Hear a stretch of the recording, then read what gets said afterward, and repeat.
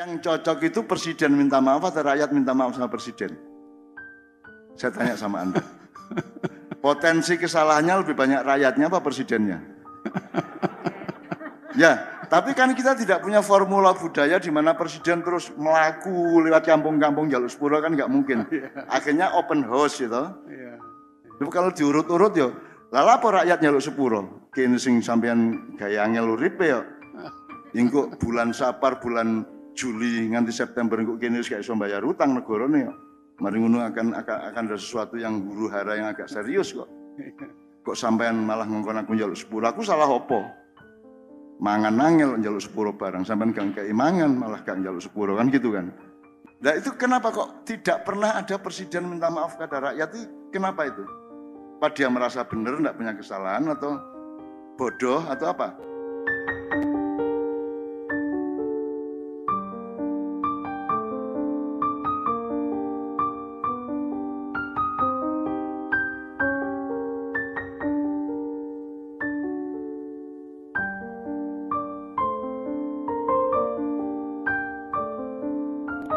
Saya ingin tanyakan kepada Cak Nun itu adalah tadi kan waja'alnakum syu'uban wa qabaila lita'arufu, kan untuk ya saling memahami, saling untuk kegagalan iya, peradaban dunia semua nuansa sampai hari ini kan soal lita'arufu itu.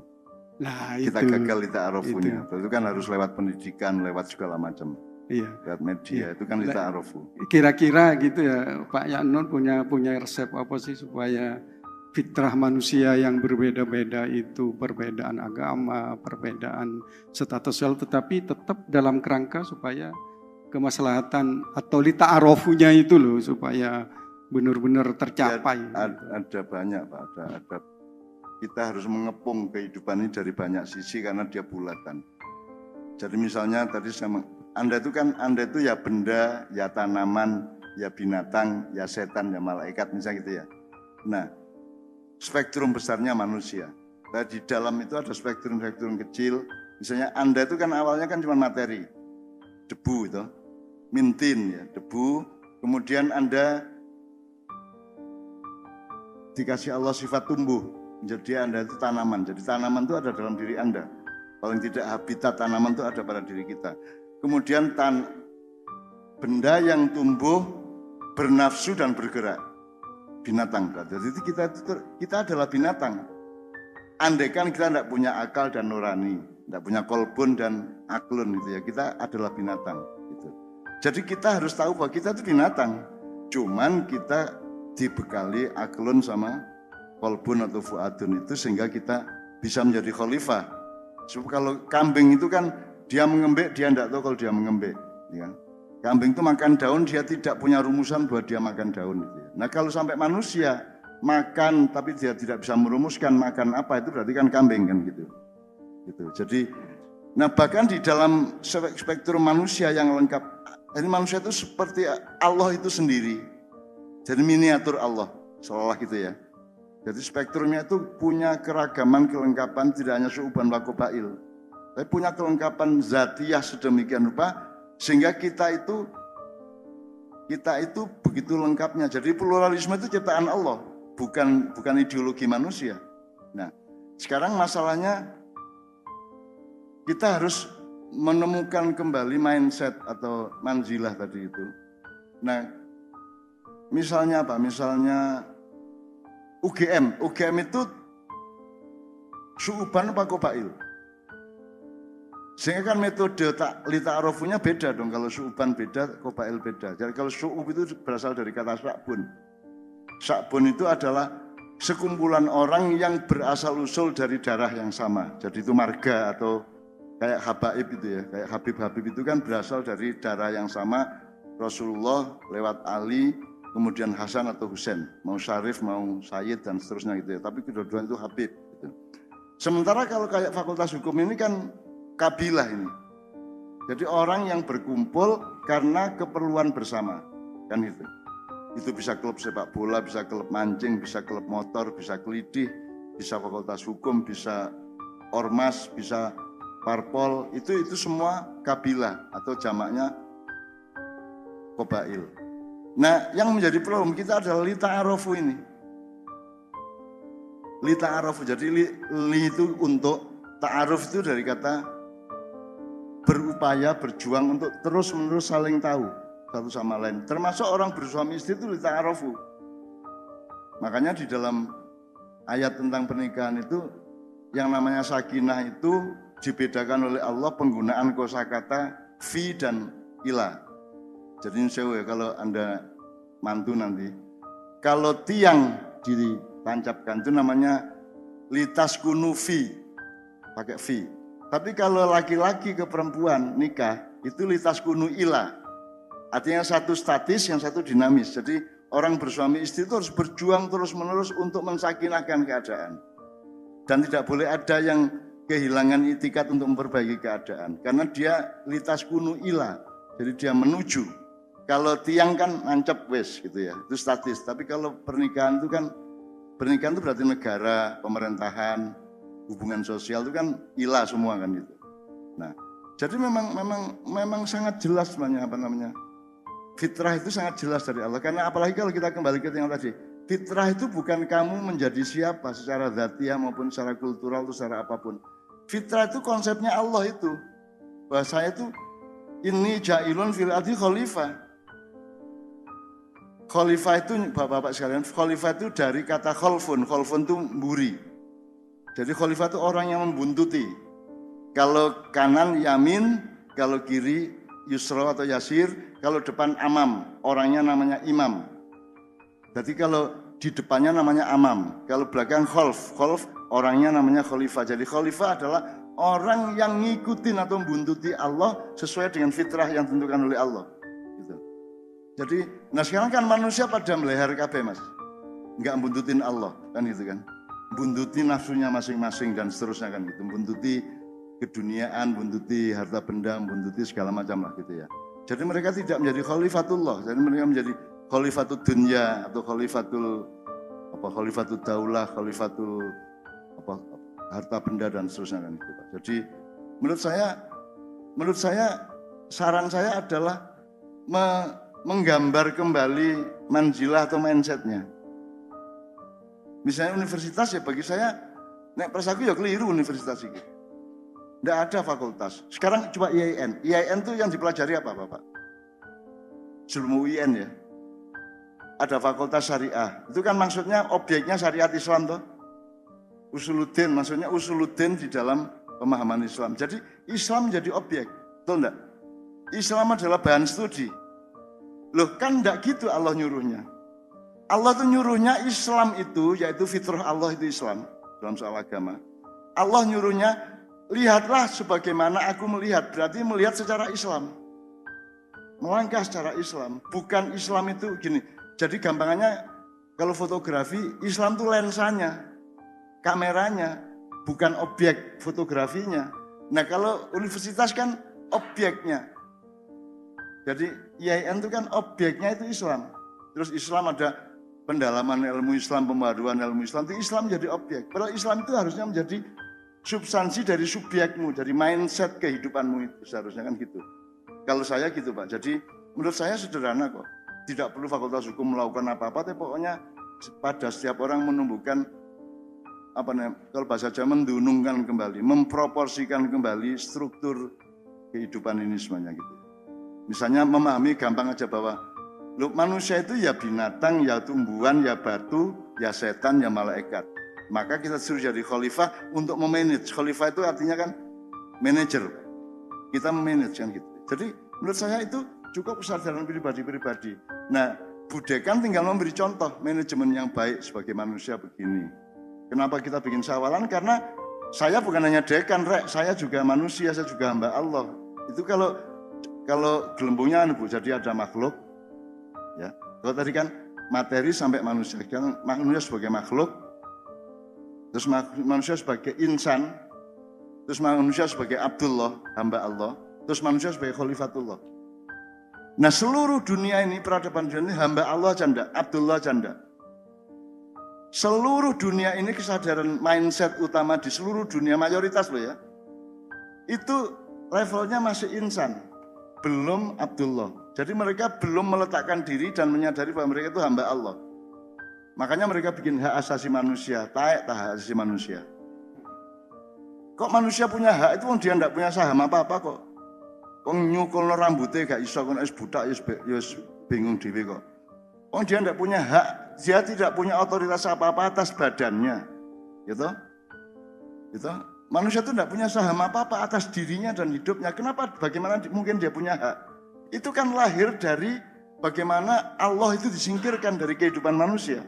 Bagaimana manusia direbut dari kekuasaan Allah. Itu namanya sekularisme, itu namanya Renaissance di abad 6, 16, 17 dulu gitu loh. Itu efek dari bahwa kerajaan-kerajaan diambil oleh pedagang kan gitu kan. Maka akhirnya terjadilah sekularisme dan itu tadi gitu. Nah jadi sekarang menurut saya dibangun kembali, tidak usah lewat pembelajaran Bu, tidak usah lewat kurikulum. Lewat cara bergaul kita aja, lewat contoh-contoh dari perilaku kita sudah cukup bahwa nanti setiap orang akan menemukan, loh saya ini bukan hanya makhluk loh, saya ini insan loh. Aku menungso loh rek. Lah aku gak mek menungso, aku iki hamba Allah loh, aku iki terikat loh sama Allah, tergantung sama Allah loh saya itu. Makanya tadi pakai selawatan, karena saya itu tergantung sama Allah dan Allah itu menyuruhnya kalau tergantung sama aku, kamu harus cinta sama kekasihku yang namanya Muhammad kan gitu. Logikanya kan gitu. Maka dan bahkan manusia tidak hanya hamba, saya bukan hanya hamba Allah, saya ini khalifatullah loh. Saya ini harus memanage diri saya, memanage keluarga saya, memanage masyarakat saya, memanage negara saya. Jadi negara itu adalah formula dari khilafah. Lah kok Indonesia menolak khilafah karena piye? Saya juga karena memang salah yang ngomongin khilafah kepada negara ini salah. Ya HTI, ya FPI gitu kan. Tidak jelas Islam itu diperkenalkan secara tidak jelas, akhirnya orang pada salah paham semua gitu. Akhirnya jadi kafir kabeh. Nah, kalau mendengar kata kafir juga jangan ikut mainstream. Kafir itu bukan sesuatu yang seperti Anda pikir. Kafir itu gini loh. Ini loh kafir. Sesuatu yang menutupi. Bed cover, itu kain yang menutupi kasur. Jadi bahasa Arab itu dari Allah sendiri dulu kepada Nabi Adam, terus jadi bahasa Arab, terus jadi bahasa Inggris. Kafir. Kafir itu pihak yang menutupi kebenaran. Kafir itu dulu artinya adalah petani. Jadi petani di Arab dulu itu kalau mau menanam kurma itu dia dikasih batu-batu, jadi tanahnya ditutupi batu-batu, dikasih lubang-lubang supaya ada disiplin di dalam soal tumbuhnya pohon kurma itu. Nah, menutupi tanah dengan batu-batu atau dengan tanam itu namanya kafir. Jadi kafir itu petani. Jadi jangan pakai pikiran Bais sama Densus ya. Kafir itu sederhana kok. Ya ini kafir ini. Kalau saya tidak pakai celana berarti saya tidak kafir. Saya butuh jadi kafir karena saya harus menutupi kelamin saya, harus menutupi badan saya, itu kafir. Kafir itu netral-netral aja. Cuman selama ini kan dipolitisir, dibiaskan secara kultural, secara pemanaan menjadi sesuatu yang serem. Gitu kan. Padahal kafir itu ya cover bed. Cetok welo-welo kok cover bed. Nanti sampean coba ke mall sana beli, Mas saya mau beli kafir gitu kan. Loh maksudnya apa? Saya beli kafir yang nutupin kasur itu loh gitu. Gitu kira-kira Mas. Jadi saya mohon maaf kalau saya merasa bahwa banyak sekali hal yang harus dibenahi. Tapi itu semua saya tidak menawarkan gerakan-gerakan besar kok. Saya cuma menawarkan inisiatif setiap orang untuk punya itikat baik, membenahi kembali pemahamannya, cuman itu dong. Supaya kita tahu setiap hari itu, supaya kita itu mensyukuri apa yang selama ini kita tidak mensyukuri. Supaya kita bangga yang selama ini kita tidak merasa bangga karena kita tidak ngerti landasannya, nggak ngerti manzilahnya tadi itu. Bayangin kalau sekarang saya bilang Allahu Akbar, ya. Itu kan dengan ingatan bahwa ini Allah loh yang koreografinya itu Allah, koreografi itu Mas, tata gerak ya. Itu Allah yang bikin, bukan Nabi Muhammad loh. Nabi Muhammad tidak punya hak untuk mengarang atau untuk mengaransir gerakan maupun bunyi sholat. Tidak punya hak. Dia juga sama dengan kita kok. Nah gini-gini ini kan kadang-kadang kiai-kiai pekewo sama Nabi Muhammad itu ya. Enggak punya hak dia. Bahkan Nabi itu enggak punya kekuatan apa-apa. Tidak punya, not even Muhammad, not even malaikat Jibril, whoever. Tidak punya kekuatan apa-apa, tidak punya kuasa apa-apa, tidak punya otoritas dan kompetensi. Yang punya kompetensi itu hanya Allah Subhanahu wa taala. Rumusnya jelas, kita jelas sejak kecil kita menghafalkan la haula wala quwata illa billah. Haul itu artinya otoritas. Wala quwata, kekuatan, power. Illa billah, tidak ada illa bi Jibril, illa bi Muhammad, tidak ada. Illa billah tok. Jadi Nabi Muhammad juga tidak punya kekuatan apa-apa. Loh, punya mukjizat. Yang punya mukjizat siapa? Nabi Musa itu bisa membelah laut toh. Coba kapan-kapan sampean belajar kebatinan terus cari Nabi Musa, ketemu gitu ya. Nabi Musa, derek kula Nabi, nanti le parang tritis. Jenengan nggawa tongkat. Terus di parang tritis suruh gini-gini, coba kalau terbelah. Enggak akan terbelah itu laut. Karena yang membelah laut itu Allah, bukan Nabi Musa. Jangan lupa ini hakikat ilmu, hakikat pengetahuan. Dan tidak usah pakai memang gitu. Saya ketemu Nabi Musa saya ngomong gitu kok. Saya ngomong gitu langsung tidak apa-apa. Nabi Musa objektif kok dia. Objektif dia intelektual luar biasa dia. Meskipun tidak lulus di depan dosen yang namanya Nabi Khidir gitu ya. Tapi dia objektif. Nabi Musa itu pinteran. Saya ngomong terang-terangan. Itu kalau Allah tidak memerintahkan air untuk terbelah, air tidak terbelah. Jadi itu ada ayat lain yang tidak dicantumkan di Quran. Makanya di Ma'iyah saya mengatakan, coba pekalah dan temukanlah firman-firman Allah yang ayat-ayat Allah yang tidak difirmankan. Dan itu kan bertaburan tiap hari di mana-mana. Makanya saya itu sama ilmu sama pengetahuan itu gampang-gampang aja, tinggal metik gini kok. Apa aja tinggal saya petik kok.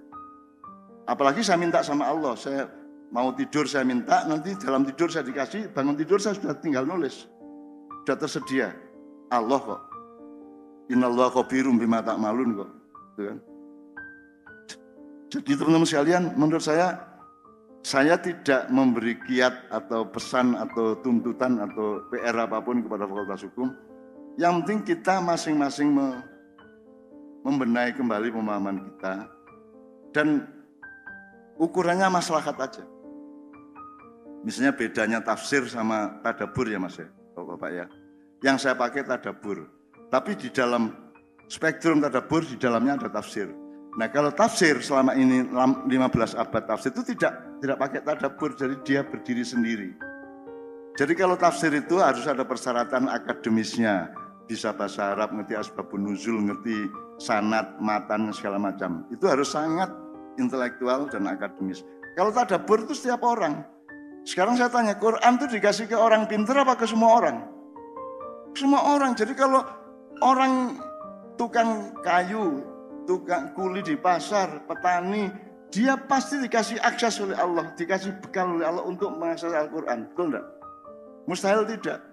Masa Allah pilih kasih, pokoknya sing intelektual dok, sing nafsirkan. Enggak. Itu mufasir aja yang punya persyaratan seperti itu loh. Setiap orang bisa mengakses Quran dan boleh. Itu namanya tadabbur. Dan di dalam Al-Quran tidak ada anjuran Allah untuk menafsirkan.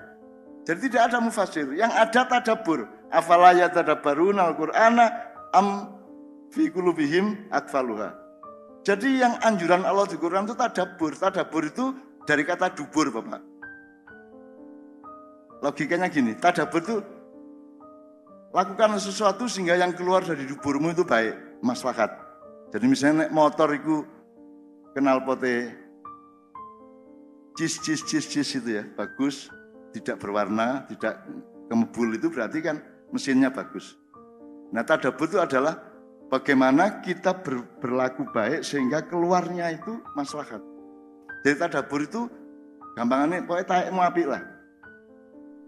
Nek mbadokmu gak karu-karuan tuaes gak karu-karuan ngono. Jadi pokoknya tadabbur itu artinya pokoknya taekmu apik. Jadi supaya yang keluar dari duburmu itu baik, itu namanya maslahat. Dan itu serius. Karena kalau mufasir sekarang tidak ada tafsir, Anda mau baca Jalalain, mau Ibnu Katsir, mau sudah siapa aja dah. Mau Mbah Soleh Darat, mau sapa wis. Al-Misbah, mau Quraisyab, mau siapapun saja, Alif Lam Mim aja tidak ada yang bisa menafsirkan. Alif lam mim semua hanya Allah yang tahu. Nah, kalau hanya Allah tahu, apa sampean ayat, sampean firmankan? Gimana? Ya Allah, kenapa engkau kasih alif lam mim yang manusia semua tidak bisa menafsirkan? Untuk apa itu? Nah, terus ke ngono piye? Kan berarti kita boleh dong mendaya gunakan, memaslahatkan alif lam mim dong. Boleh dong. Meskipun kita tidak boleh memastikan bahwa itu kebenaran Allah, tapi kita boleh menginterpretasi, terus syaratnya cuma maslahat apa tidak. Kalau maslahat enggak apa-apa, wis. Misalnya ada yang sholat itu alif itu gini, kalau lam itu rukuk, kalau mim itu sujud gitu. Boleh aja, asal membuatmu rajin sholat, kan itu kan. Bahwa itu tafsir yang benar apa tidak Allah yang tahu, mufassir yang enggak tahu. Kita sama-sama enggak tahu. Kita semua dzanni. Kita tidak qat'i. Tapi menurut saya tadabbur itu sangat penting. Jadi Anda harus lebih merdeka mentadabburi segala sesuatu. Termasuk terhadap Islam, terhadap ayat Quran, terhadap kejadian-kejadian yang kita alami segala macam itu. Itu kira-kira jawaban saya untuk. Jadi saya tidak memberi nasihat. Saya minta kalau Prof Hawin ada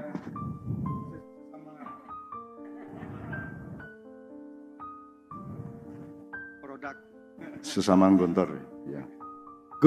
Ini terakhir ya Non. Ya. Kok saya terus yang jadi? Ya enggak, tapi ini terakhir gitu. Jadi kalau fitrah itu Cak Non kalau di Madura itu 00. 00. 00 itu 00 gitu loh. Itu fitrah itu. Jadi begitu. Ya, itu kan linear Mas. Jadi itu seperti Anda, saya sama Budekan 00. Iya. Tapi kan hidup ini bulat dan sangat ragam. Jadi misalnya 00 antar qabail. Iya.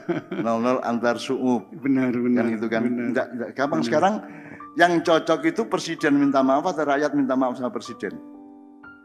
Saya tanya sama Anda. Potensi kesalahannya lebih banyak rakyatnya apa presidennya? Ya, tapi kan kita tidak punya formula budaya di mana presiden terus melaku lewat kampung-kampung jaluk sepuro, kan nggak mungkin. Akhirnya open house gitu. Seharusnya open house itu memang itu keterbatasan budaya kita, bisa nggak bisa ya open house. Cuman harus dengan kesadaran bahwa ini saya loh yang minta maaf, bukan sampean loh, kan gitu. Mestinya ada gitu. Saya kan Rioyo kan arek njaluk sepuro kan sirek sing tuwek sing luwih akeh salah kan begitu.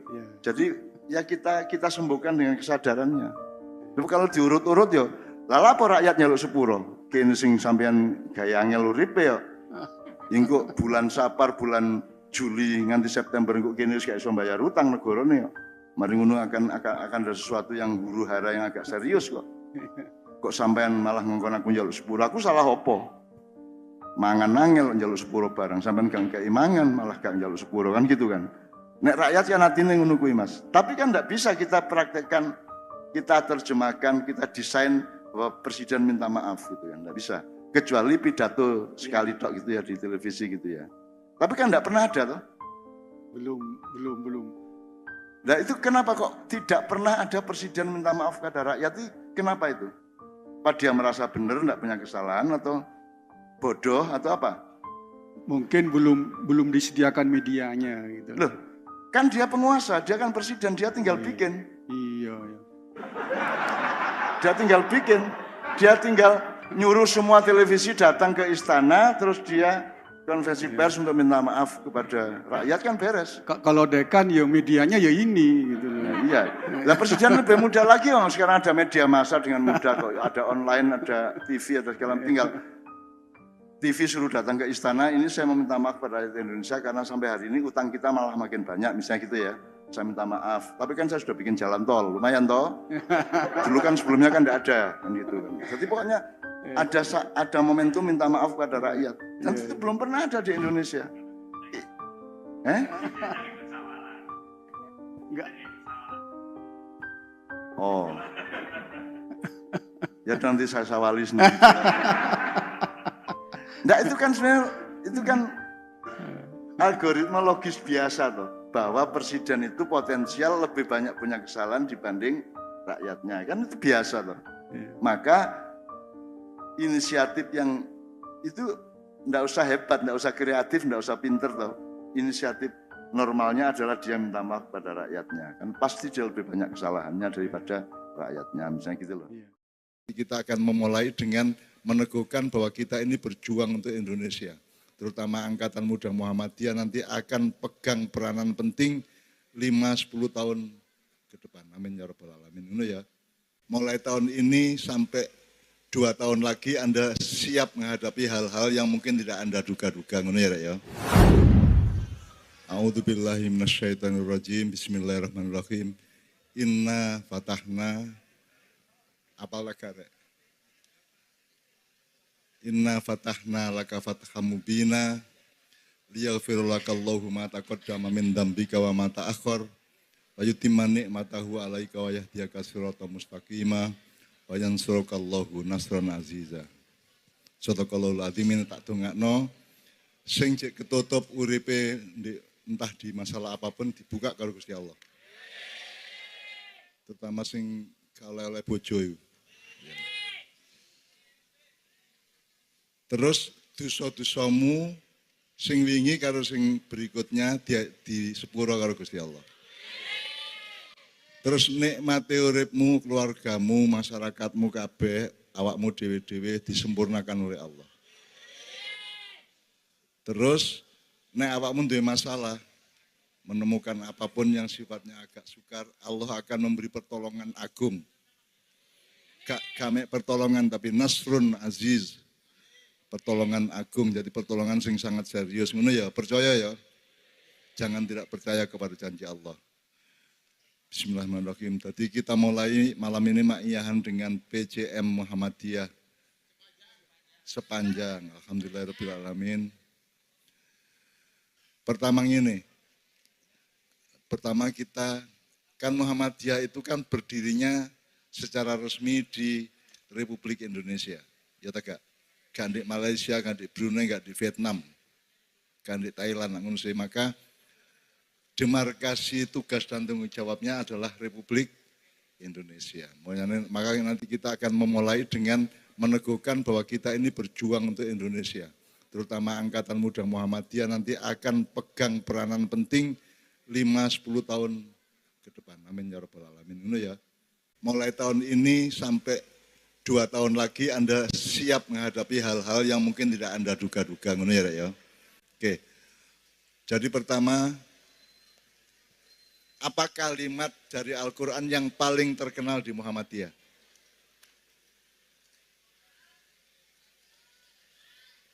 Apa? Apa, Rek?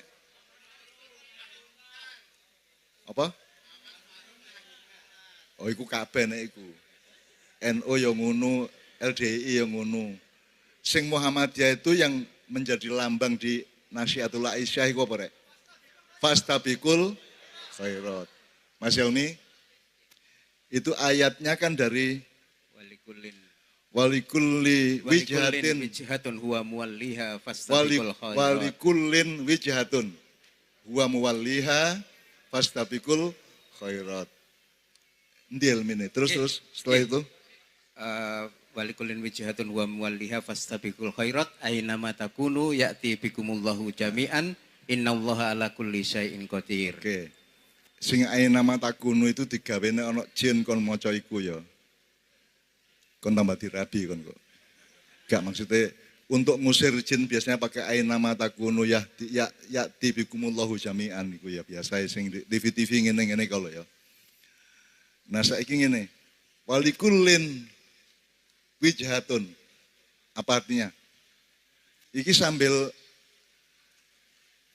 sinau bareng sampean nek sampean angkat tangan iso jawab kok tak rayokno tak jalukno sangu Bapak ya. Aku dhewe tak urun masih mek titik ya Pak Busro duwe ya gak akeh soalé ngelawan dadi duwe gak akeh. Nek dhek gelem melok konglomerat sugih. Tapi beliau ini kan selalu kritis dan selalu nahi mungkar gitu ya. Jadi podo melarate karo aku. Oke. Walikullin di situ kan langsung kulinya tidak jadi kata depan tapi langsung kulin. Kulun karena ada li terus jadi lin. Kulin artinya setiap Setiap wong sing urip, setiap Anda itu wijahatun. Iya. Bukan walikuli umatin, walikulin. Jadi itu sangat universal untuk siapa saja. Ojo meneh kok wong. Masih iwak ya masih cacing iku duwe sesuatu yang dihadapi.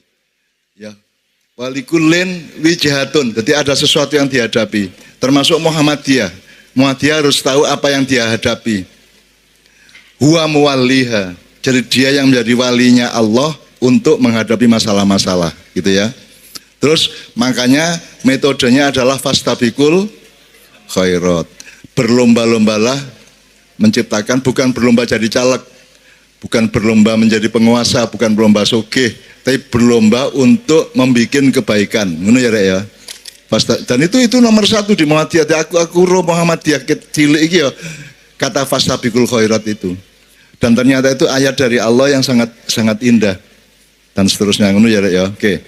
Terus ini supaya kita sinau bareng, saya minta dengan sangat, siapa nanti di antara teman-teman dari Angkatan Muda Muhammadiyah siapa yang akan langsung pegang mikrofon untuk saya tanya-tanya?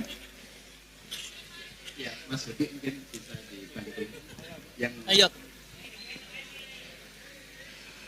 Jadi saya itu dipeseni untuk menguraikan ayat-ayat tertentu ya, Hel ya.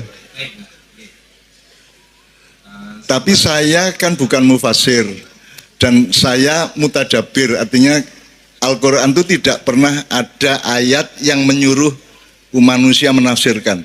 Yang ada adalah menggunakan akal, menggunakan pikiran, tapi menafsirkan tidak ada. Yang ada adalah mentadaburi. Ayatnya Mas Helmi, afala yatadabbaruna al-Qur'ana Am ala qulubin aqfaluha. Nah, jadi Anda semua adalah mutadabir. Anda semua itu punya akses dan punya kemampuan untuk menyerap Al-Quran dan menafsirkannya, gitu ya. Artinya menafsirkan sesuai dengan level Anda dan pengalaman Anda masing-masing. Jadi kalau tafsir itu biasanya kemudian menjadi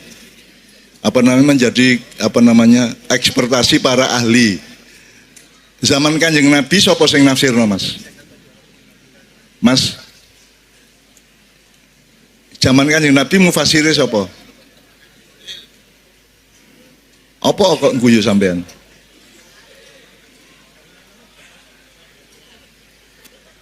Mas Helmi, dalam sejarah tafsir itu lahir berapa abad setelah Rasulullah? Sudah masa sahabat, Pak. Jadi orang yang pertama dianggap sebagai ahli tafsir, tapi ini masa ketika sebelum tafsir menjadi tertata sedemikian rupa itu sahabat Ibnu Abbas. Yang kemudian ada tafsir beliau di tafsir Ibnu Abbas. Ya. Itu pada masa sahabat. Jadi ketika Rasulullah ada tafsir enggak?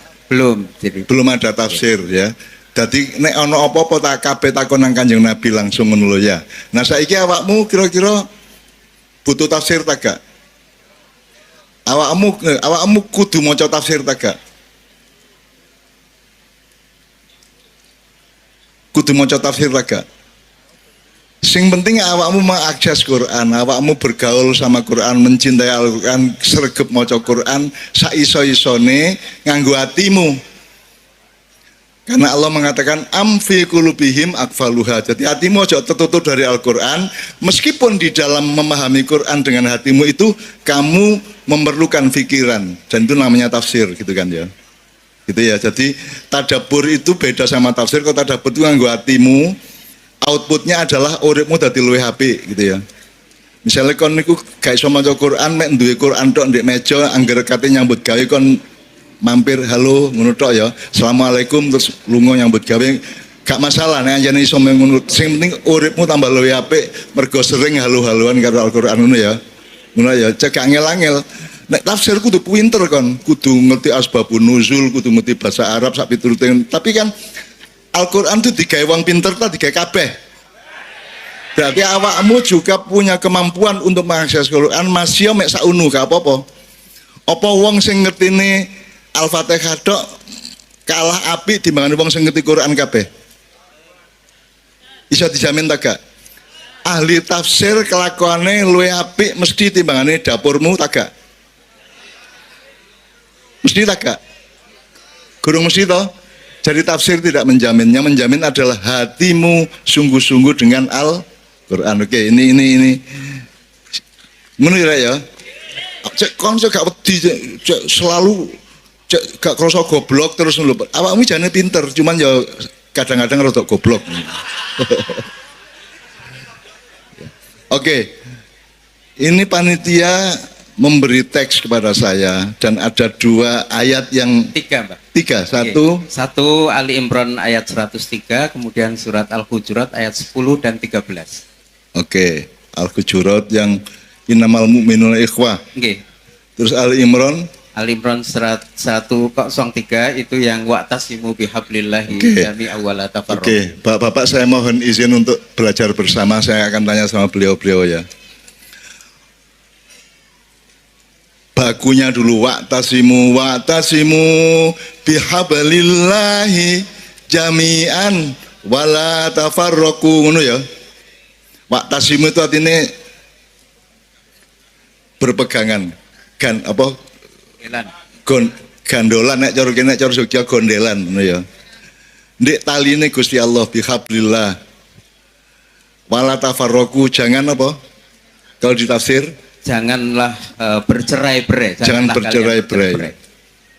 Terus jami'an ya. Wala bihablillahi jami'an. Ya. Jadi perintah untuk berpegangan pada tali Allah itu poin semuanya. Pertama, pokoknya urip iki cekelan taline Gusti Allah, sedaya. Karena iki dhewe-dhewe ta bareng. Karena di situ wa'tasimu pakai wawu, alif dan dhammah. Bukan wa'tasim ya. Nek wa'tasim sing dodol sate kok biyen ya. Iki wa'tasimu berarti yang disuruh itu semuanya, ngono ya. Terus bihablillahi jami'an. Nah, saiki jami'an iki aku takon. Jami'an iku maksudnya sapa? Bareng iku. Seluruh umat Islam apa semua manusia? Muhammadiyah tok tak karo NU barang. Jadi Muhammadiyah cekelan dhewe, NU nyekelan dhewe, ta Muhammadiyah NU cekelan bareng-bareng. Pak lho arek Pak. Jelas lho, jelas ya. Jadi pemuda Muhammadiyah, Nasihatul Aisyah, Fatayat, Ansor, Banser macam-macam bareng-bareng iktasim billah, ngono ya. Wala tafarraqu artinya jangan bercerai-berai. Saya menerjemahkan agak lebih kasar ya. Jangan bikin firqah. Firqah itu artinya golongan, kelompok, geng. Apa rek? Liane rek. Gerombolan. Tergantung nuansa budayanya ya. Gerombolan ya iso sak piturute. Geng, nek saiki geng to. Saiki lek geng-gengan ono geng PDIP, geng Golkar. Ya tak rek. Ono geng Ganjar, ono geng macam-macam ya. Saiki ya. Nah, saiki aku takon, berarti gawe NU karo gawe Muhammadiyah itu melanggar ayat itu tak gak? Bapak-bapak. Sebabnya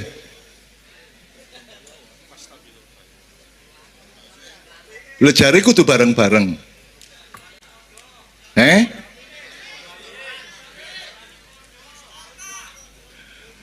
Gak apa-apa gaya golongan-golongan angger wa'tasimune bareng-bareng, ya tak gak?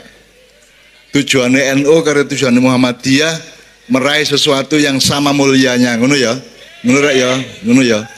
Bahkan semua parpol, nek parpol iku kudune ngono ta gak? Wong kon sak keluarga iku kudune ngono ya. Wong kon dodol sate ae tujuannya kan apa?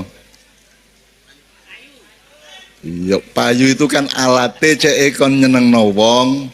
Wonge kate tuku apa-apa nek gak ono awakmu dhek gak iso tuku, awakmu dadi berjasa kepada dia, dia ya berjasa karo awakmu lak ngono sih.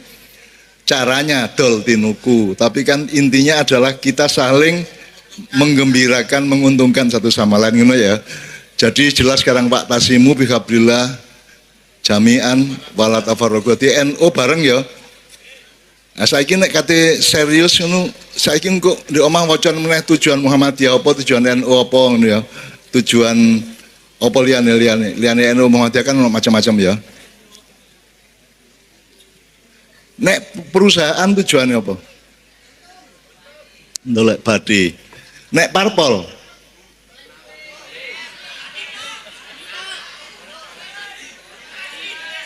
golek badi juga. Lah perusahaan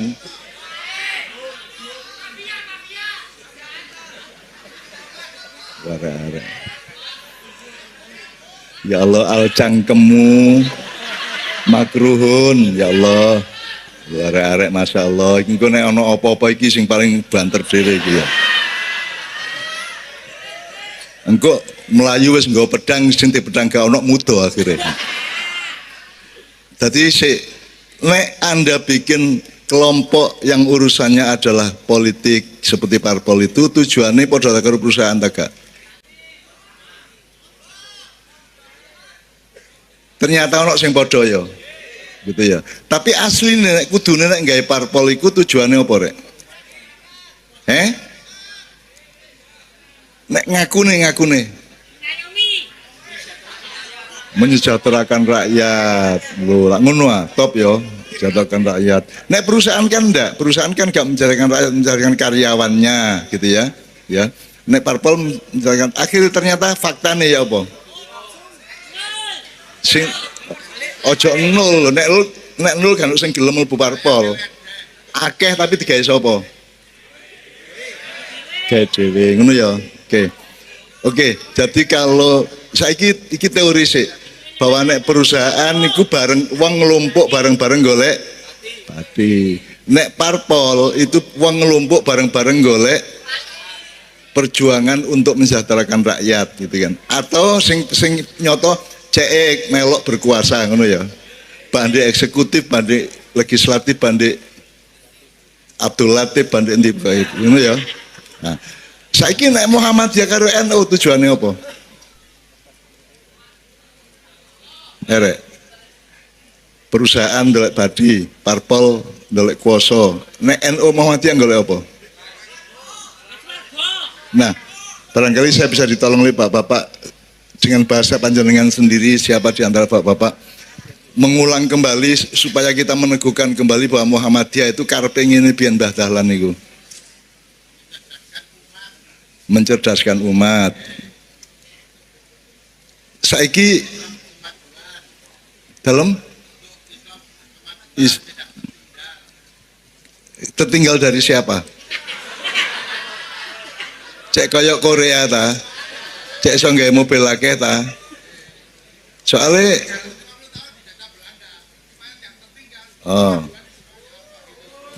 ya. Yo ngono rek. Yang ngono jenenge sinau bareng gitu ya. Jadi pertama untuk mencerdaskan umat. Aku saiki takon, Muhammadiyah lahir 1912, betul enggak? Berarti wis 100 tahun piro, luwih piro? 113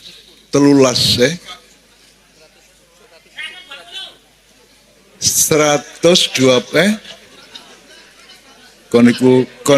koniku sekolah matematika membayar juwet itu. Neka membayar juwet cipluan mesti kok ya. 110 tahun. Pak, setelah Muhammadiyah berdiri 110 tahun, terus umatnya tambah cerdas agak? Bertahap, ya, tepuk tangan ya. Berkemajuan. Kemajuan itu maksudnya apa? Material, akhlak, rohaniah, atau apa Pak? Nomor siji. Nggih, siapa Pak? Kan temen. Jadi akhlaknya saya kira api-api rek. Temen ya. Lumayan ya. Pokoknya aku nganut loh, iki awakmu sing jawab loh ya. Awakmu bener tak gak bener kok malaikat sing dadi jurine ngene ya. Pokoknya Muhammadiyah jelas mencerdaskan umat. Napa Pak? Lihat Pak. Lainnya apa Pak? Mencerdaskan umat. Jadi CE afala ya tafakkarunnya itu dadi ngono ya. Afala ya tadzakkarun dadi afala yaqilunnya dadi ngono ya. Terus masih ada lagi enggak poin di Muhammadiyah? Ini kan Muhammadiyah PJM Taman Sepanjang ini kan aku malah ini kan terbaik seluruh Indonesia ya. Terutama di bidang usaha kesehatan maupun pendidikan. Bahkan aku menyebut luwih apik timbangane PP Muhammadiyah. Bapak cek muring-muring kono karo aku. Wong PP Muhammadiyah gak iso gawe koyo ngene kok. Iki sepanjangnya jane sepanjang top temen sepanjang. Gitu. Apa?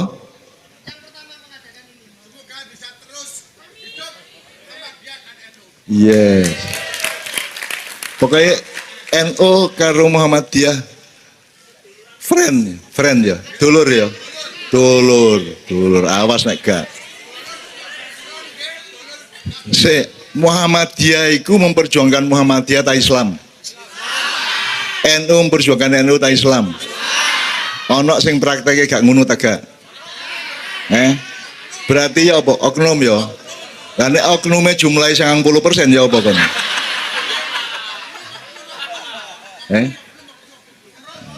Ya siapa apa ngono. Wong Jawa iku pinter golek alasan pokoknya. Ngono ya. Pak Nun, ya. Teman-teman Banser juga dilibatkan dalam sinau bareng malam hari ini. Tepuk tangan. AMN. Banser. Berarti Banser bisa menyumbangkan satu lagu yang dari budaya NU ya. Jalal Waton. Gak apa-apa ya. Ngono ya. Sik. Alon-alon tapi iki malam ini iki nek udan ya apa? Sementul apa? Los ya. Temen ya. Nek awakmu ikhlas kepercikan Allah dari langit.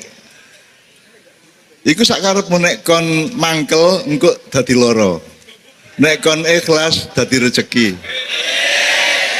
Ngono ae ya, aja ngel-ngel karo Gusti Allah kusnudon aja ya pokoknya. Pokoknya kena situk berarti meneh duitku tambah 10.000. Kok oleh dicicikake dadi lumayan iki 10.000 ditambah eseme wong wedok gitu kan. Wingi wong wedok mesengut meneh engko teko omah mesem ngono ya. Mas monggo Mas ngono kok paling. Ngono ya. Amin ya pokoknya gak apa udan rek. Aku tak ngene aku nek pas udan aku tak ngene. Ya, oke. Oke, ini kita sudah mencoba menafsirkan satu ya, pelan-pelan ya. Kita kasih kloso untuk Pak Busro ya. Jadi Busro itu biar koncoku sekolah rek. Nyun sewu ya, iki mesti pinter iki. Nah aku muring-muringan, guru tak dugang, tak bantah, pokoknya ngawur aku pokoknya biar. Cuman alhamdulillah mbuya apa ceritane arek-arek SMA Muhammadiyah 1 Jogja aku milih aku dari ketua umum OSIS. Pak Busro sekretaris umum. Jadi suaraku aku oleh 294 Pak Busro 1 swidak papat. Tapi mari nasib PCJ dhek dadi ketua KY, ketua KPK aku mek dadi ketua Kiai Kanjeng. Gitu ya. Nah, teman-teman sekalian di Muhammadiyah itu ada pelajaran kemuhammadian dan saya eling sing jeneng Muhammadiyah gurune jenenge Pak Margono, Pak Kastolani, guruku biyen. Banser siap ya? Ntar Mas ya, ntar ya. Ada 2 ayat dari Ali Imran. Iya, Jadi saya mau tanya kepada Bapak nanti ini, kepada yang mewakili PCM. Ya sampean standby di situ aku tak ngkei anu Pak Busro sih. Pertama yang wal takum minkum ummatu yatu'una ilal khairi wa ya'muruna bil ma'ruf wa yanhauna 'anil munkar wa ulaika humul muflihun. Oke.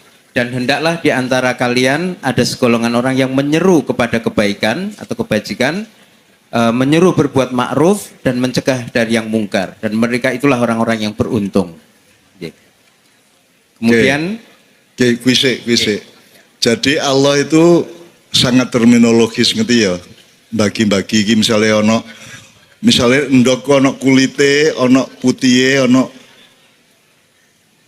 kuninge ya. Nek cara wayang sing kuning iku Semar, sing kuning iku Bathara Guru, sing putih iku Semar, sing kulite Togog ngono ya rek ya. Nah, jadi itu kan nek kulit duduk sing putih duduk sing kuning ngono. Jadi nek ya ta'una ilal khair, kalau masdarnya dakwah khair ya, itu berarti beda karo ya'muruna bil ma'ruf ya tak arek. Beda karo yanhauna 'anil munkar gitu ya. Jadi pembagiannya itu untuk siapa sebenarnya kalau kita sebut itu bermasyarakat? Bapak. Sampean malih. Nek yad'una ilal khair atau dakwah khair itu gawe sapa iku? Seluruh manusia. Nek amar ma'ruf. Lho, lan ngono sitok ae kok kali telu barang. Loh, nek ana telu berarti ada 3 bagian. Gusti Allah ngomongin telu kok. Ya ta'una ilal khair, ya'muruna bil ma'ruf, wa yanhauna. Jadi telu, Pak. Ya nek ngono sitok ae kok nek gawe kabeh.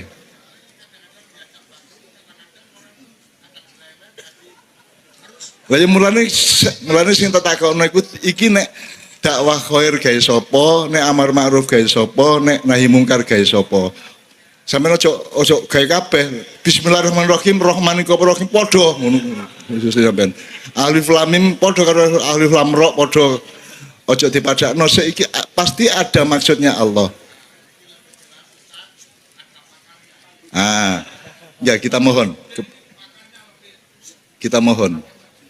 Kan ada 3 selama ini yang dipakai di masyarakat cuma 2. Amar ma'ruf nahi mungkar. Padahal di ayat tadi ada 3. Dakwah khair, amar ma'ruf nahi mungkar. Itu kan ada division of labor nek jare wong modern. Ada pembagian tugas, ada segmen yang berbeda-beda yang melakukan tugas yang berbeda juga. Nyun sewu Bapak, siapa yang akan Ustaz, nyun sewu Pak Ustaz.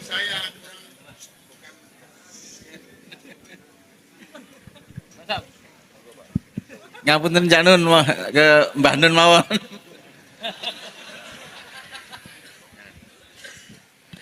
Oke, kalau gitu iki gak mergo aku luwih roh ya. Nek miturut aku lho ya. Awakmu oleh gak percaya lho ya. Sing nabi sapa sih? Muhammad. Aku duduk kiai barang, duduk ketua PP Muhammadiyah barang. Dadi aku rungokno gak, alhamdulillah gak kurungokno ya pantes-pantes saya, gak kok percaya ya gak masalah gitu ya. Jadi sekarang kita ambil dari lugawiyahnya Bapak. Kita ambil dari tata bahasanya atau apa ya? Nahwu sorofnya lah gitu ya.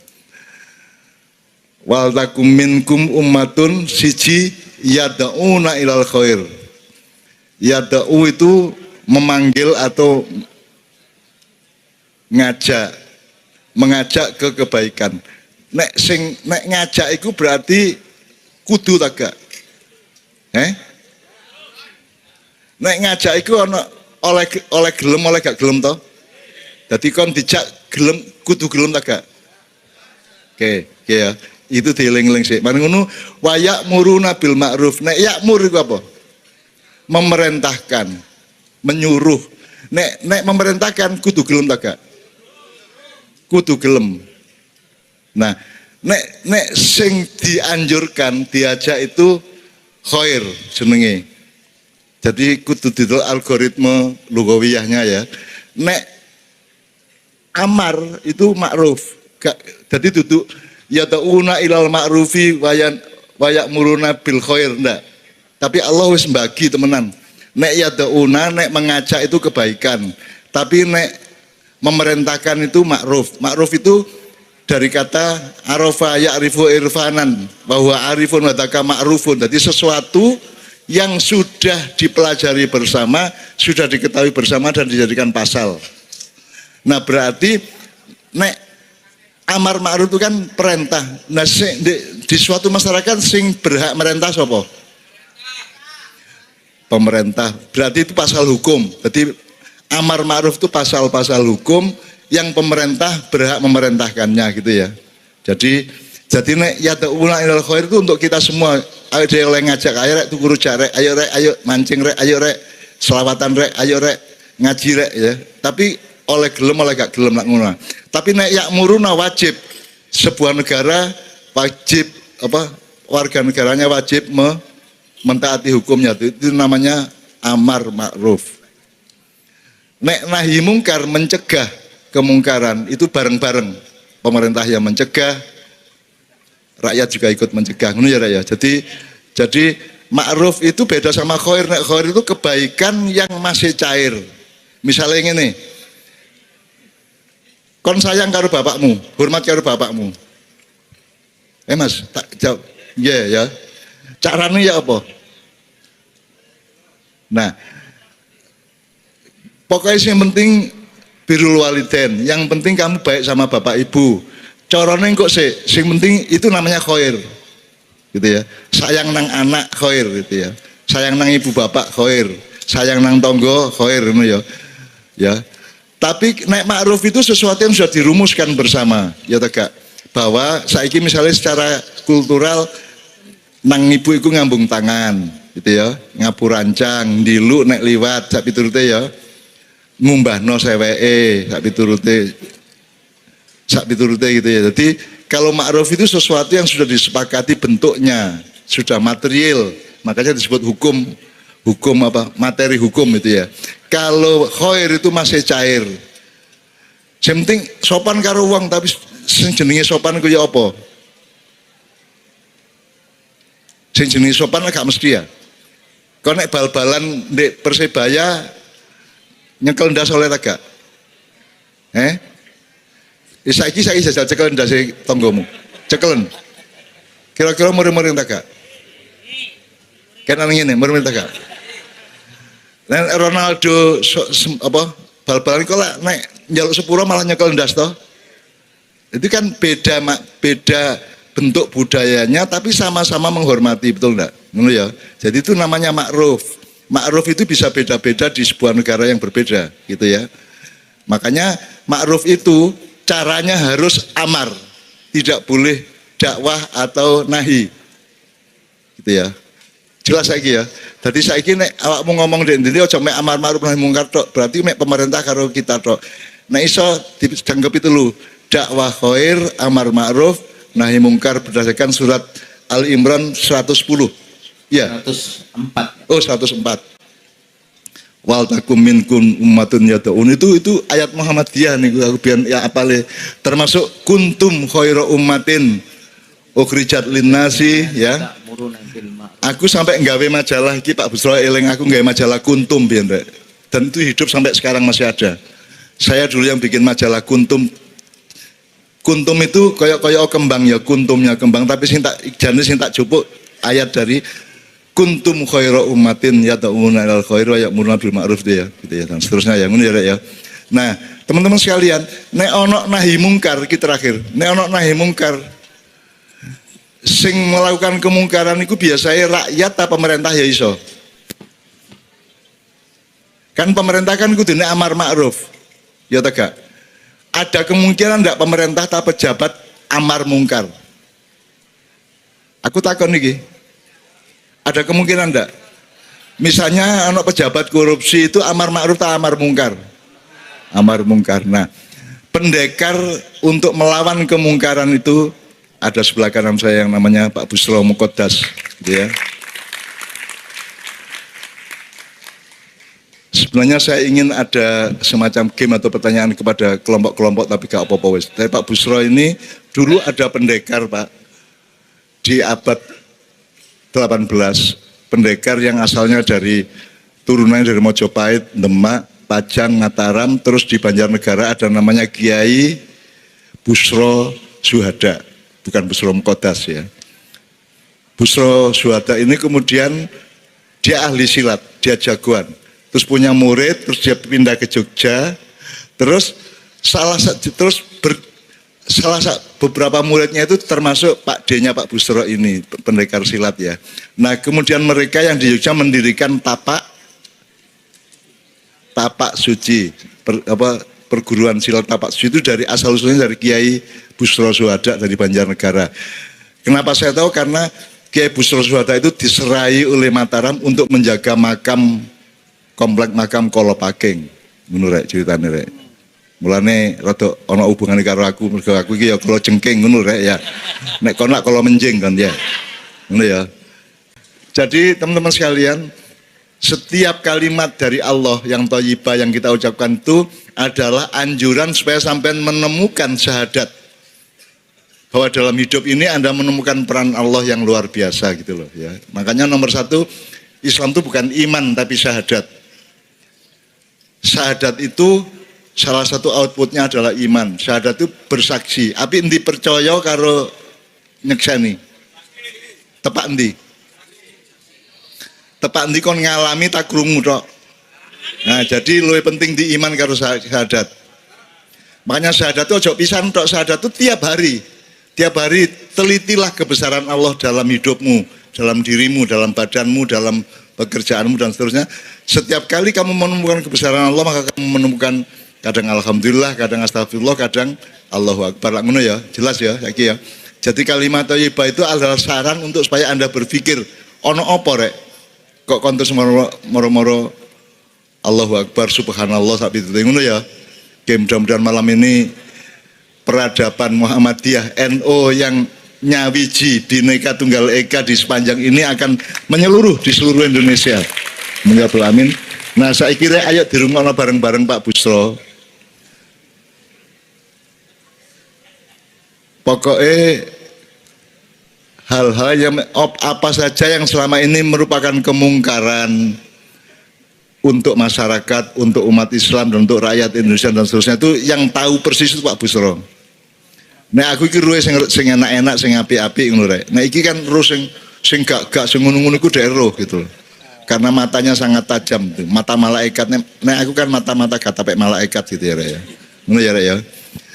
Sekarang semua Al-Fatihah untuk Pak Busro. Umur panjang. Amin ya. Al-Fatihah. Alhamdulillah minasyaitonir rajim. Siratal ladzina an'amta 'alaihim ghairil maghdubi 'alaihim waladdallin. Amin. Sahabat saya sebut sahabat karena saya tahu percintaannya pun saya tahu. Sir-sirane zaman SMA aku roh persis. Aku roh persis sak jeneng-jenenge, sak dukur tinggi badannya sampai roh aku. Oke, tepuk tangan Pak Busro semuanya. Assalamualaikum warahmatullahi wabarakatuh. Tentu malam hari ini sebagai wujud rasa syukur kita kehadirat Allah, termasuk saya bertemu dengan sahabat saya MH Ainun Najib. Ya, nama lengkapnya Muhammad Ainun Najib. Dulu satu kelas dengan saya di SMA Muhammadiyah 1 Yogyakarta. Terus kemudian dia meneruskan di Fakultas Filsafat UGM, terus Fakultas Ekonomi. Sengaja tidak diluluskan. Nah, kalau dulu misalnya lulus tidak setenar ini, tidak menjadi senior saya. Nah, karena cerdas, maka beliau ciri orang cerdas itu berani dalam kemaslahatan. Nah, lalu tidak mau kalah dengan saya. Tuh. Kan Cak Nun tadi bilang dulu ketua OSIS atau IPAK, Ikatan Pelajar Muhammadiyah di SMA Muhammadiyah 1 Jogja. Saya sekretarisnya. Itu ada riwayatnya atau tidak saya nggak tahu. Ada dokumennya atau tidak, tapi yang jelas beliau ini lebih cerdas bacaannya. Sehingga kemudian menempatkan nama MH di depan namanya itu. SH saja belum langsung pakai MH. Wani-wani ini. Tur ning ngarep, ternyata MH itu Muhammad Ainun Najib. Nah, nasibnya beda, tapi bacaannya jauh lebih bagus dari dia. Yang namanya bacaan itu tidak harus sekolah. Sekolah memang bagus, tapi ada orang membaca situasi kemanusiaan, situasi alam, situasi manusia dengan alam dan sebagainya.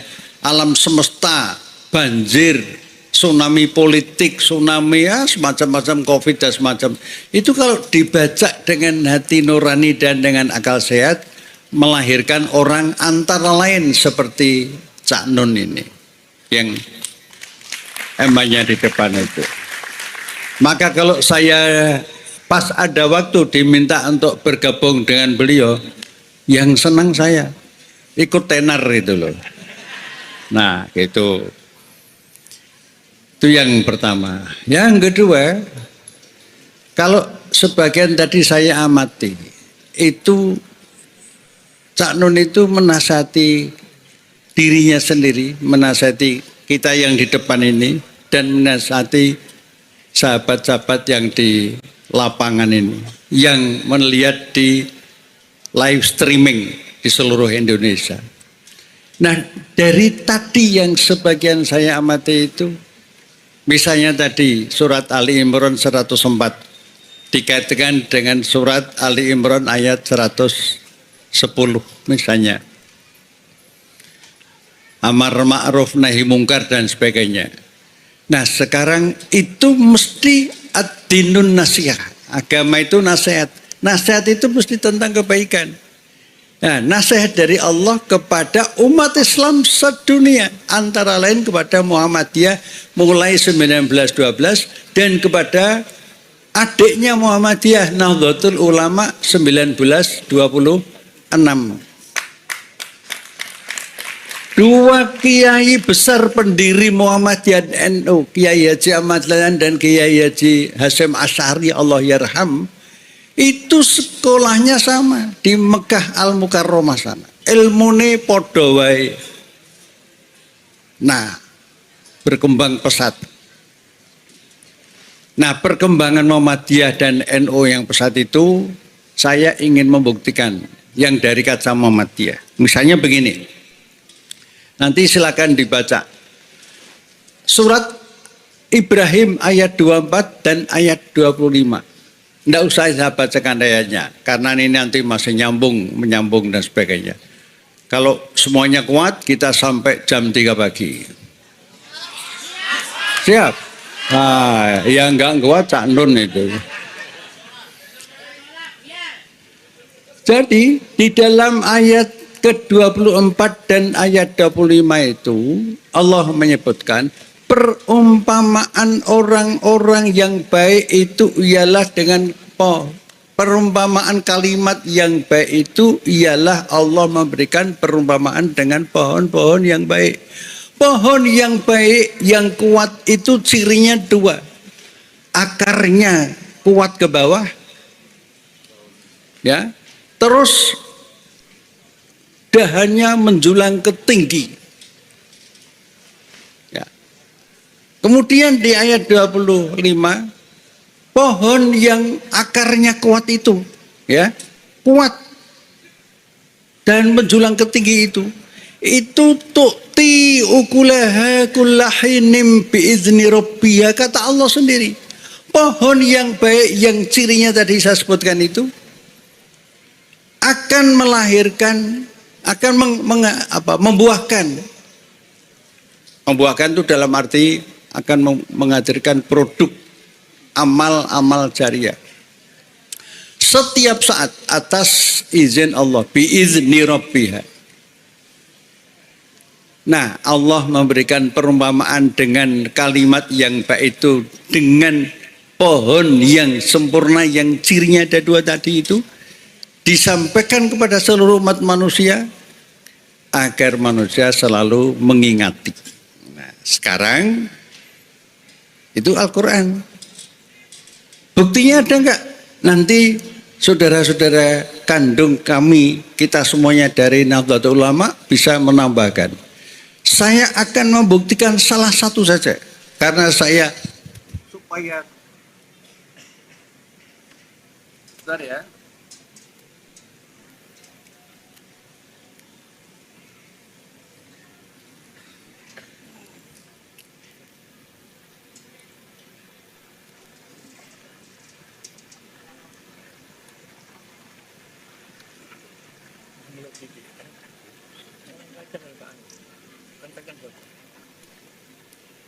Nah, ini penyelenggara acara ini adalah pimpinan cabang Muhammadiyah sepanjang Sidoarjo.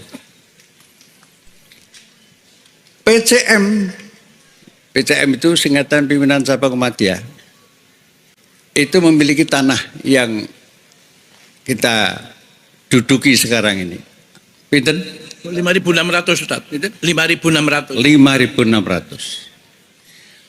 PKO Rumah Sakit Khotijah yang di sebelah itu miliknya cabang, perintisnya cabang. Dokter spesialisnya sudah 26 spesialis. Dokter umumnya 8. Subspesialisnya 16. Tempat tidurnya, bednya 244. Tanahnya berdiri di atas hampir 10.000, 1 hektar berarti. Itu cabang aja seperti itu. Belum di tempat-tempat lain, misalnya di Klaten itu ada rumah sakit Islam yang didirikan oleh pimpinan daerah Muhammadiyah di mana? Di Delanggu sana. Itu rumah sakitnya gede banget di pinggir jalan raya. Baru saja mengakuisisi, mengambil oper gitu, mengakuisisi itu rumah sakit swasta yang lain yang sekarang sedang dibangun. Nah, secara nasional saya ingin menyampaikan, ini ada datanya ya. Secara nasional amal usaha Muhammadiyah itu pesantrennya 440 se-Indonesia. TK sampai dengan PAUD itu 20.233. SD sampai SD dan Madrasah Ibtidaiyah 2.817. SMP dan MTS 1.826, SMA 1.364, sekolah luar biasa 50, perguruan tinggi 172 seluruh Indonesia, rumah sakit klinik ada 120 rumah sakit, 235 klinik, kemudian panti asuhan 561. Pertanyaannya dan jawabannya, angka-angka seperti itu wujud apa?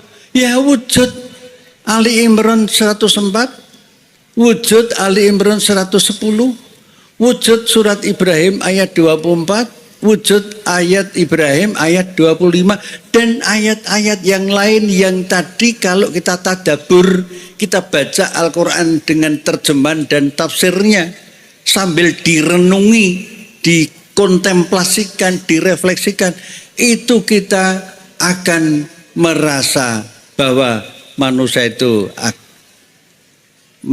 itu penuh dengan kelemahan, dan karena itu harus memohon bantuan kepada Allah.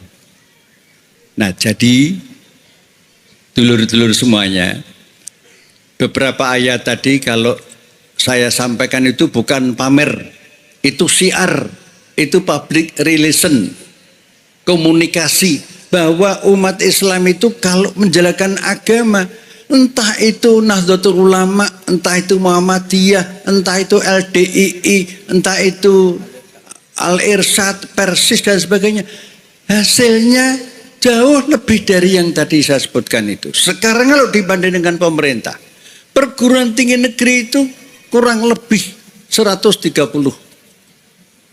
Muhammadiyah jadi 172. Perguruan tinggi negeri lewat pajak, Muhammadiyah lewat wakaf, lewat lazismu dan sebagainya. Ya, banyak sekali orang-orang yang aktif di organisasi itu. Bahkan melihat Muhammadiyah seperti angka-angka yang tadi saya sebutkan itu, maka tidak sedikit orang-orang yang kemudian aktif di luar Muhammadiyah masuk menjadi pimpinan Muhammadiyah. Jadi anggota dulu, ikut pengajian dulu, ya, terus jadi pimpinan ranting, cabang dan seterusnya. Sampai ada yang menjadi ketua umum pimpinan pusat Muhammadiyah 2 periode, berarti 10 tahun. Siapa itu? Mantan aktivis Ikatan Pemuda Pelajar Nahdlatul Ulama yang disingkat IPNU, yaitu Profesor Din Samsudin. Nah, itu putra NU bisa memimpin Muhammadiyah ketua umum 10 tahun atau 2 periode berturut-turut. Saya saja sebetulnya juga kepengen masuk NU kalau diterima menjadi. Nah, saya latihan, besan saya dari NU. Berarti mantu saya juga NU. Gubernur Jawa Timur ini, Bu Khofifah, itu suaminya Allah yarham, dah lama wafat, itu juga dulu aktivis Ikatan Pelajar Muhammadiyah di Sulawesi sana. Jadi NU Muhammadiyah itu bedanya sebetulnya sedikit. Nah, oleh karena itu yang kita kembangkan persamaannya itu. Nah, jadi acara seperti ini itu nanti akan membuahkan tanaman-tanaman yang bagus yang menghasilkan buah bermacam-macam. Nah, kalau penduduk negeri ini kurang lebih 277 juta, terdiri kata Cak Nun tadi 10 sampai yang akan datang 10 tahun yang akan datang, itu terdiri dari generasi muda yang bisa dipercaya amanah, yang cerdas fatona, yang sidik, yang berada di jalan garis kebenaran, yang kuat kepemimpinannya, leadershipnya. Maka Indonesia ini akan menjadi negara yang dipimpin oleh orang-orang yang mempunyai tradisi-tradisi yang mengamalkan agama itu tidak hanya aspek-aspek tertentu tapi juga pada aspek amaliyah konkret. Sehingga kata Nabi ini, siapakah manusia yang terbaik itu? Ialah manusia yang paling banyak membawa manfaat untuk sebesar-besar manusia dan kemanusiaan. Hadis itu berbunyi khairunas anfa'uhum linnas. Ada hadis yang berbunyi yang lain, irhamu mau fil ardi yarhamkum mau fis sama. Sayangilah yang di bumi, berarti tidak hanya Islam saja, tidak hanya Muhammadiyah saja, NU saja, semuanya saja, sampai tanaman-tanaman, sampai alam semesta. Jangan sampai digerogoti lewat perizinan-perizinan yang kemudian akhirnya orang petani-petani menjadi korban penambangan-penambangan seperti di Banyuwangi, seperti di Purworejo, dan lain-lain seperti Kalimantan dan sebagainya. Itu tidak boleh. Kalau irhamu man fil ardi yarhamkum man fis sama, sayangilah yang di bumi, pasti kamu akan disayangi yang di langit, maksudnya oleh Allah. Nah, malam hari ini acara yang terpokok saya kesini itu mendampingi senior saya, ya, Cak Nun ini sahabat dari dulu sampai sekarang, umurnya kurang lebih sama lah 70 tahunan. Cuma bedanya dia pembayar pajak yang sempurna, saya tidak pernah membayar pajak. Bedanya itu saja, yaitu pajak lewat rokok. Jadi beliau ini IPM yang sesungguhnya, Ikatan Perokok Muhammadiyah. Nah, begitu. Saya mantan Ikatan Pelajar Muhammadiyah. Jadi soal pajak saya tunduklah, kalah. Bedanya cuma itu. Nah, oleh karena itu, acara malam ini itu membuat kita semuanya itu semakin punya spirit, semakin punya semangat, semakin punya orientasi hidup yang lebih tertata. Apa? Ya, menjadi manusia yang bermanfaat. Tidak hanya bagi manusia, bagi alam semesta. Saya cerita sedikit saja. Di Indonesia sekarang ini ada angka yang kami peroleh dari kantor KPK yang lama, yaitu kantor KPK yang lama itu namanya apa? Ya KPK itu, Komisi Pemberantasan Korupsi, yang masih pakai undang-undang lama. Undang-undang lama itu menggambarkan KPK itu independen. Independen itu bukan di bawah presiden. Ya. Sekarang KPK yang baru ini itu sudah KPK yang pakai undang-undang baru. Berarti sudah tidak independen. Kalau dulu independen, hasilnya bisa dilihat sendiri. Nah, salah satu hasil yang saya sampaikan. Ini kaitannya dengan amar ma'ruf nahi munkar. Kalau orang baik dalam rangka menjadi khairun nas anfa'uhum belum nas tadi, maka pemberantasan korupsi itu sesungguhnya pemberantasan terhadap kejahatan yang kejahatan itu merupakan pembunuhan pelan-pelan kepada rakyat. Korupsi itu kejahatan, Bapak Ibu, saudara-saudara, dulur-dulur kabeh. Kejahatan di bidang kemanusiaan, perekonomian, keuangan negara, dan harta kekayaan rakyat. Nah, jumlah koruptor di Indonesia ini hampir semua provinsi ada. Jumlahnya ratusan. Di antara jumlah yang ratusan itu, jumlah terbesar kira-kira 375-an itu ada di Jakarta. Kalau di Jakarta kira-kira di mana? Senayan, terus Senayan itu macam-macam loh, ada bakso lapangan tembak barang loh. Mana Senayan itu tegasnya di mana? Senayan, mana Senayan itu? Gedung DPR ada bantekan itu. Terus di samping Senayan mana? Jakarta Timur, Rawamangun. Jadi pusat korupsi itu di Jakarta. Sampai tahun 2020 ini kurang lebih 375 jumlah koruptornya. Dan itu sebagian menteri. Kalau boleh sebagian saya ingat, Setio Novanto dari Golkar. Sapa meneh? Menteri sing kaitane karo bansos kae jenenge sapa ya? Yuliari Peter Batubara dari partai apa itu? PDIP.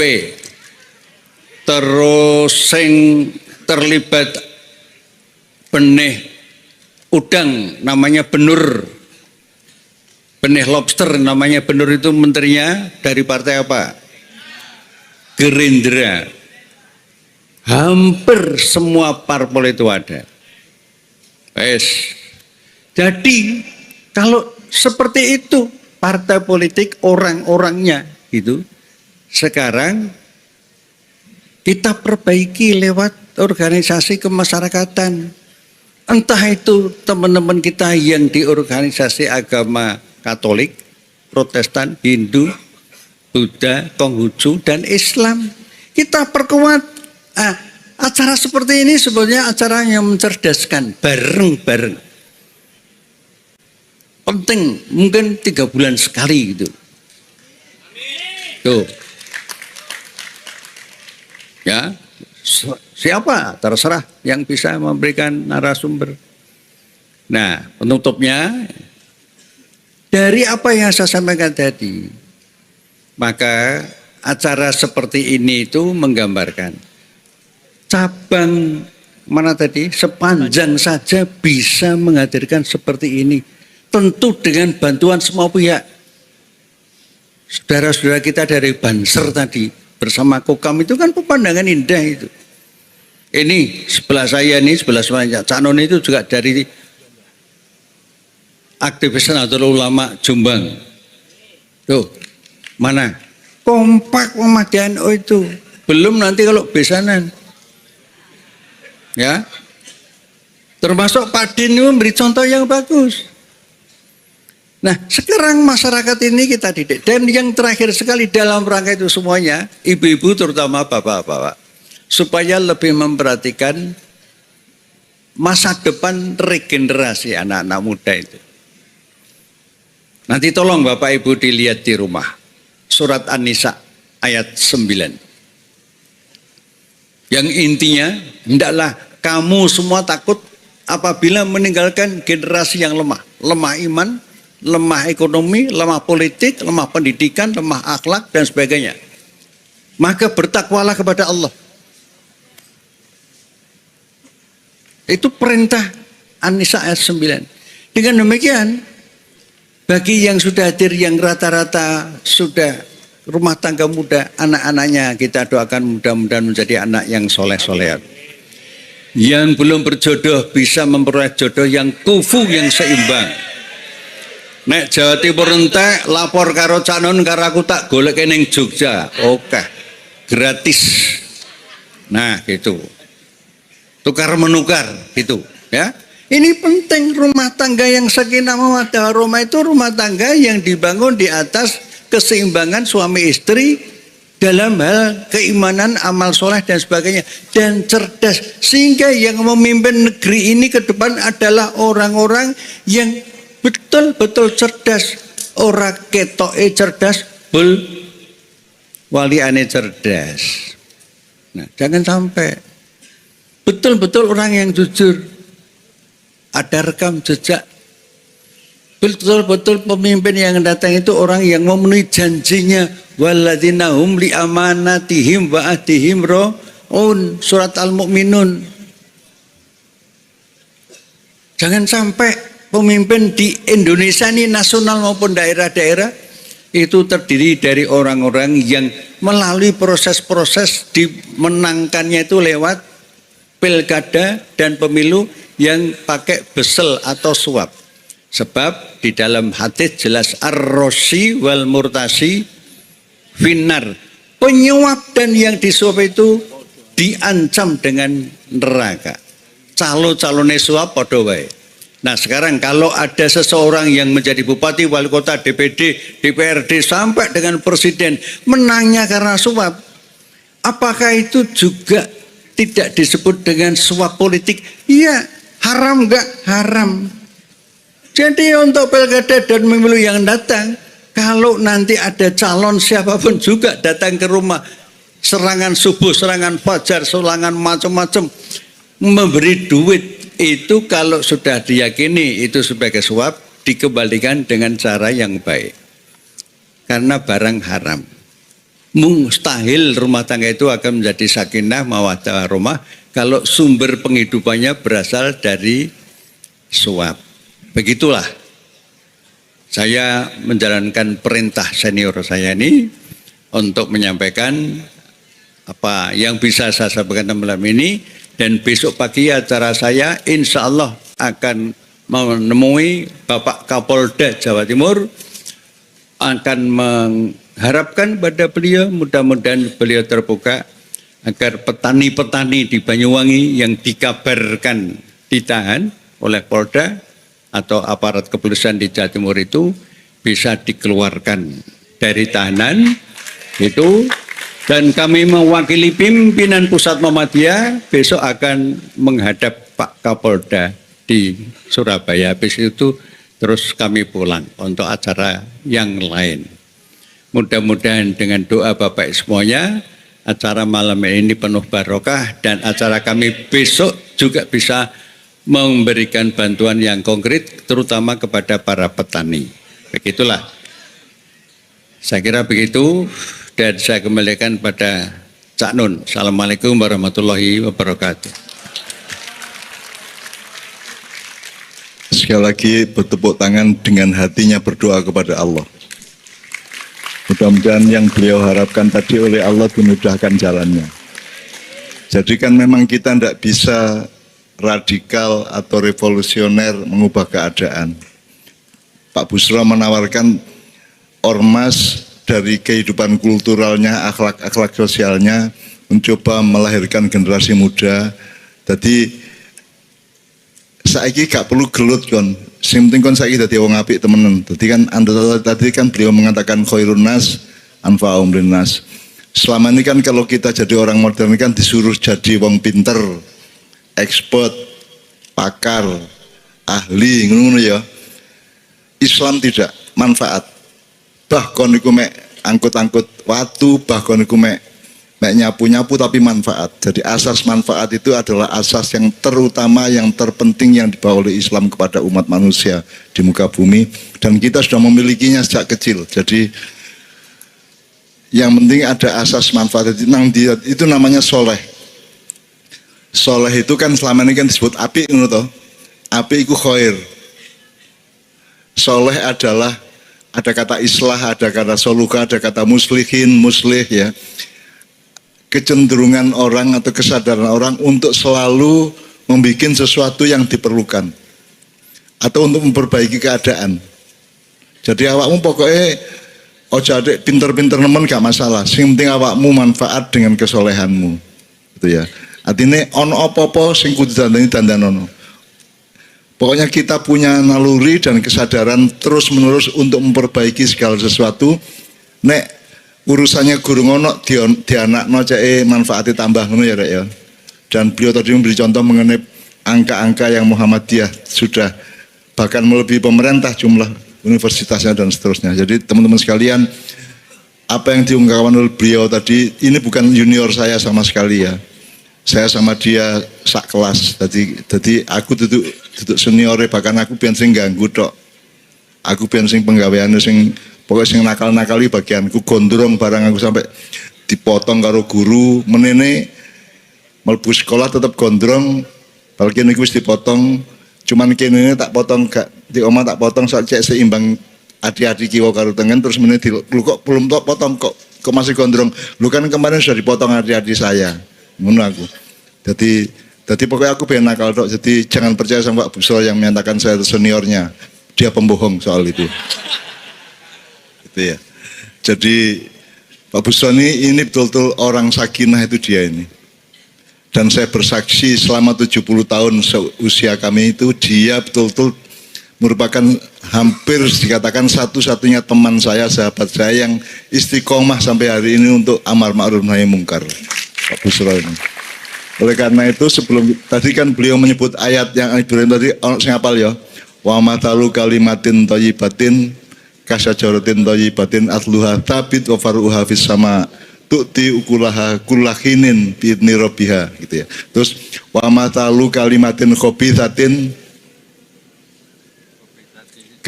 kamata kasyajaratin khabithatin sustat min fawqil ardi dan seterusnya ya. Ya. Jadi ada itu gambarnya luar biasa. Jadi Allah itu selalu senang sama pohon.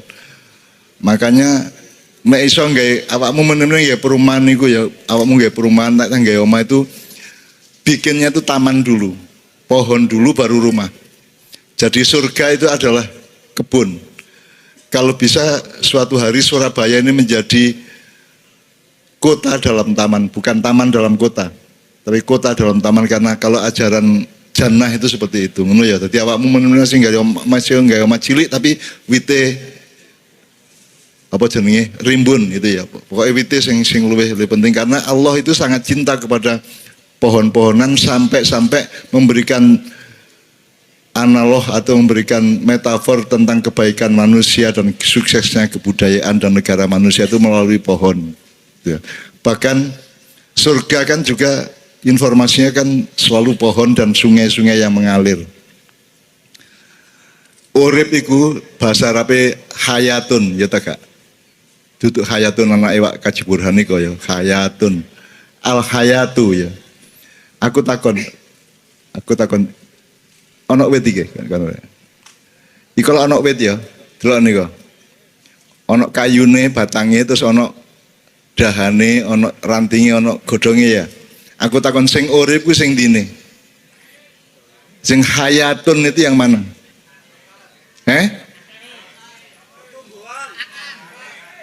Akarnya. Apa? Iki wis krungu wingi soalé aku ngomong. Cukule iku lho rek sing jeneng urip ku cukule tumbuhnya, dinamikanya. Kalau surga itu tajri min tahtiyal anhar. Yang namanya surga itu aliran sungai itu. Sebab aliran itu gak iso kok delok. Sing iso kok delok iku banyune, masih kok video sing kena banyune, tapi alirane gak iso kok video ya ta gak. Sing ketok ndek gambar iku mek airnya. Demikian juga pohon, kamu tidak bisa memotret kehidupan. Jadi kehidupan itu ghaib, kehidupan itu